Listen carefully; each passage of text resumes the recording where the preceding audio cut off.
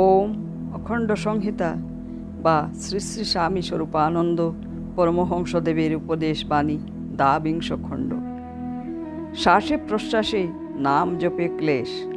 শ্রী শ্রী বাবামণি বললেন, শ্বাসে প্রশ্বাসে নাম জপ করতে প্রথম একটু ক্লেশ বোধ হয়।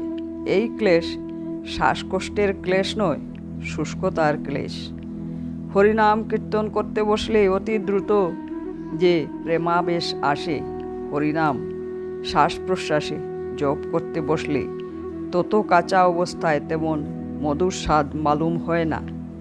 কিন্তু শ্বাস প্রশ্বাসের স্বাভাবিক গতায়াতের উপর বিন্দুমাত্র হস্তক্ষেপ না করে যদি কেউ কিছুকাল শ্বাসে ও প্রশ্বাসে নাম জপে যেতে থাকে, তবে কিছুকাল পরে সে এক দিব্য প্রশান্তি আস্বাদন করে।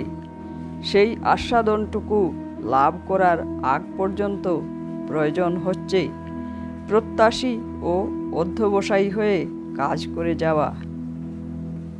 সর্বাবস্থায় শ্বাসে প্রশ্বাসে নাম স্মরণ।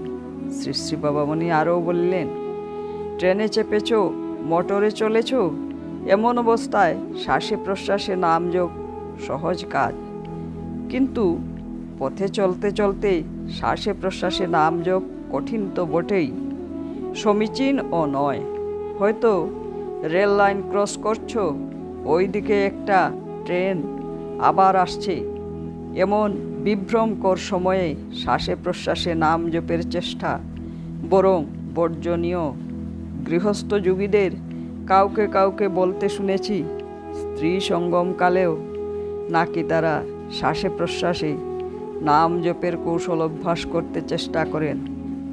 বিষয়টা গৃহস্থদের নিজস্ব অনুশীলনের বিষয়, সুতরাং এই বিষয়ে আমি বাকস্ফূর্তি করব না। তোমরা নিজ নিজ দাম্পত্য জীবনে প্রয়োজন মতো তার পরীক্ষা করে দেখতে পারো। ফল ভালো বুঝো তো অনুশীলন চালিয়ে যেতে পারো, ফল মন্দ বুঝো তো অনুশীলন ছেড়ে দেবে। তবে সহজ কথা এই যে, শরীরের আকুঞ্চনকালেই নিঃশ্বাস টানা এবং প্রসারণকালেই প্রশ্বাস ছাড়া বিধেয়। আরও একটা কথা স্পষ্ট করে মনে রাখবে যে, গৃহীদের পক্ষেও এইসব অনুশীলন একমাত্র বিবাহিতা স্ত্রীর সাহচর্যেই হতে হবে। মধ্যযুগের প্রথা মতো পরনারীর সংসর্গ একেবারেই বর্জনীয়।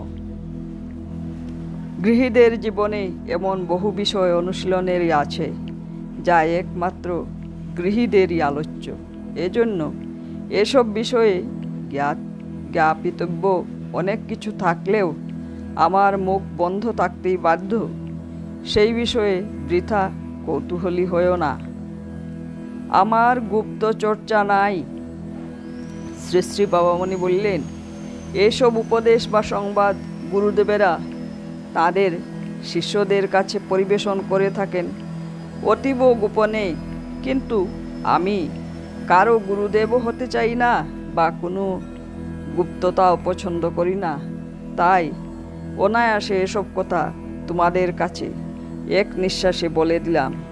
তোমরা আমার কথায় নেচো না। উপযুক্ত গুরুর কাছ থেকে উপযুক্ত উপদেশ নিয়ে তারপরে কাজে লেগে যেও।